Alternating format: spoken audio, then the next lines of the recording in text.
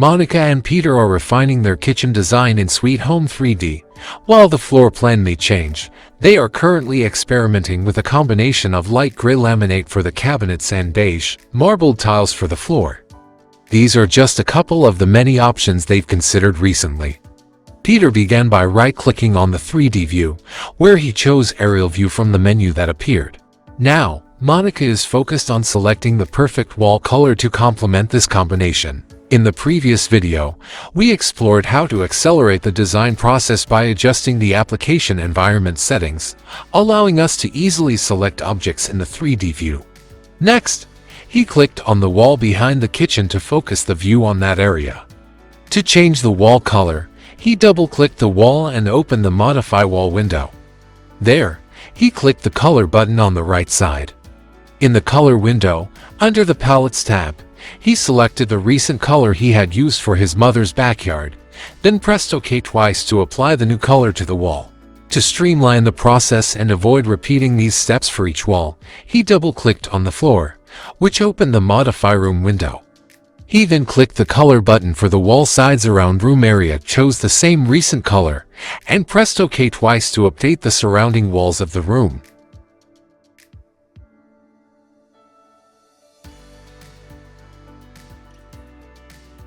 After completing the initial steps, Peter right-clicked on the 3D view and selected Virtual Visit to switch to a more immersive view of the space. To refine the perspective, he right-clicked once more and from the menu, chose Modify Virtual Visitor. In the settings window that appeared, he adjusted the field of view to 80%, a setting that would provide a wider, more dynamic perspective of the room. Using the left mouse button, he panned the view, and with the mouse wheel, he adjusted the focus.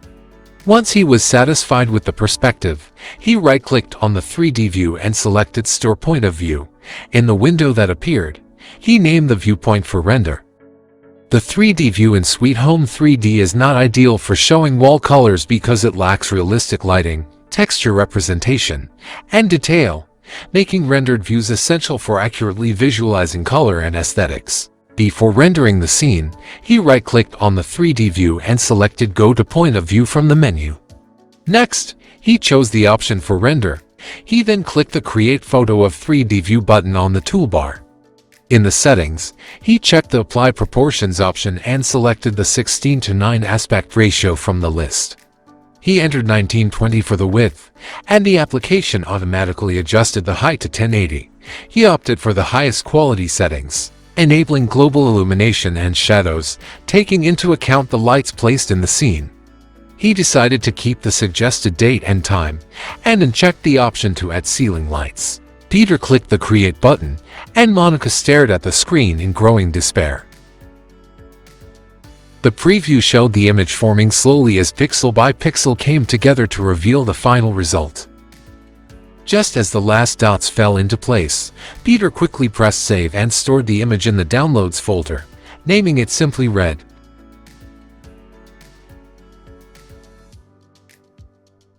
Brimming with pride, he opened the folder and eagerly double-clicked on the file. The image that appeared was stunning.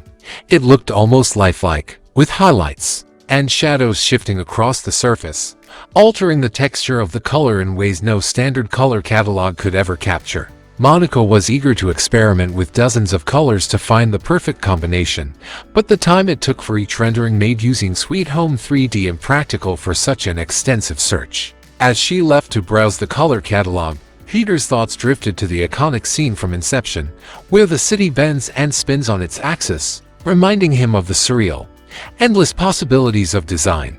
To change the wall color, double-click on the floor, then click the Color button in the Wall Sides Around Room section within the Modify Room window. In the Walls Color window, switch to the RGB tab and set the green value to its maximum, while setting red and blue to their minimums to create a pure green shade. Click OK twice to apply the changes. The pure green was an excellent choice, as it doesn't appear elsewhere in the scene. In general, it's important to select a color that isn't already present in the scene to avoid visual conflicts. Once again, he right-clicked on the 3D view and selected Go to Point of View from the menu, followed by For Render. Next, he clicked the Create Photo of 3D View button on the toolbar. In the settings, he left everything unchanged from the previous rendering, except for adjusting the quality to fast, which matched the photo's quality to the current 3D view. With a final click on Create, the photo was generated almost instantly. He then saved the image to the Downloads folder, naming it Green Screen. He navigated to the Downloads folder and right-clicked on the high-quality photo. From the context menu, he selected Open with and chose Gimp. Once Gimp was open, he added transparency to the layer by going to the Layer menu, selecting Transparency, and then choosing Add Alpha Channel. Next, he dragged the low-quality render from the Downloads folder and moved it into Gimp, placing it as a new layer. In the previous video, we explored how to set up the Gimp environment for more efficient workflow. We learned how to restore the default positions of the controls and display all the buttons on the toolbar instead of grouping them. He turned off the visibility of the red layer and selected the green screen layer in the Layers panel. Next, he chose the Select by Color tool from the Tools panel. In the Tools settings, he set the mode to replace current selection and adjusted the threshold to 30. With these settings, he clicked on the green area of the image to select the green shade. After selecting the green shade, he clicked the Delete this layer button to remove it. Next, he made the red layer visible by clicking the icon, with the moving selection border indicating that the red wall was selected. He navigated to the Edit menu and chose Cut. The canvas reflected this action, revealing a transparency checkerboard pattern where the walls had been. He then returned to the Edit menu, hovered over Paste, and selected New Layer. To eliminate the distracting selection border, he opened the Select menu and chose None. Finally, he dragged the wall layer beneath the room layer, completing the adjustments. By toggling the visibility button, we can see that Peter isolated the walls from the rest of the room. He hid the room layer by making it invisible, then selected the wall layer. Using the rectangular selection tool and replace the current selection mode, he selected a small portion of the transparent area. Next, he clicked on the foreground color option and entered the hex code for the wall paint color he had used in Sweet Home 3D into the HTML notation field. After setting the color, Peter dragged it into the rectangular selection to apply the paint. Once the area was filled, he deselected everything by choosing None from the Select menu. We'll soon understand why he took this step. Finally, Peter made the room layer visible again by toggling its visibility. It was time to see if his assumption was correct. He navigated to the Layers panel and selected the wall layer. From the Colors menu, he chose Hue Chroma.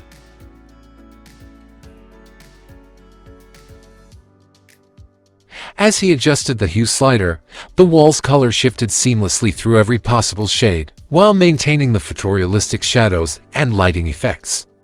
No need to wait for rendering, he could see the results in real time. Next, he moved the chroma slider, adjusting the saturation from muted grays on the left to vibrant, full colors on the right. Finally, he tweaked the brightness slider, fine-tuning the lightness of the color. With these three controls, hue, chroma, and brightness, he could achieve any shade imaginable. The result was a photorealistic preview of how the color would actually appear on the wall, taking into account the way lighting and shadows could alter the shade compared to what you'd see in a catalog. Monica spent the rest of the evening adjusting the three sliders, captivated by the possibilities. It was incredible to think how many colors she had passed over in the catalog that now seemed to perfectly complement her kitchen's cabinets and tiles. Once she was satisfied with the color, she asked Peter to save it.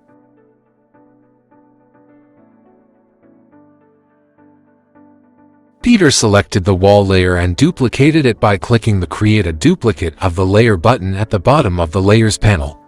But this raised an important question: how do we apply the exact color from Gimp to the walls in Sweet Home 3D? This was a tricky problem, and Peter came up with a somewhat imperfect solution.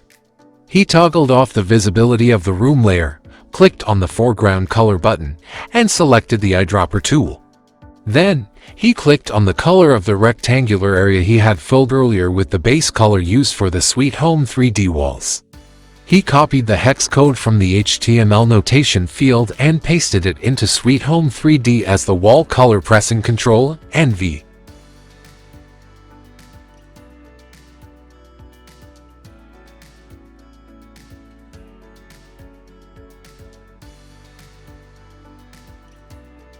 While this method seemed correct, rendering the 3D view revealed that the result didn't quite match what they saw in Gimp. Additionally, when lightness or other color properties were significantly altered in Gimp, the differences became more pronounced. This discrepancy occurs because the rendering process in Sweet Home 3D takes lighting and shadows into account, affecting the appearance of the selected color. You might find yourself feeling the same frustration as many others. The color on my wall doesn't look like what I ordered. Monica praised Peter for his excellent work, as he had given her the opportunity to explore color combinations for the kitchen that she had never even considered before. She was amazed by how many colors perfectly complemented the tiles and kitchen surfaces she had chosen. With the help of free tools like Sweet Home 3D and Gimp, she felt confident about exploring every possible tile and surface combination. Now, Peter was ready to tackle the next challenge, working with textures. Thank you for watching our video. Stay tuned.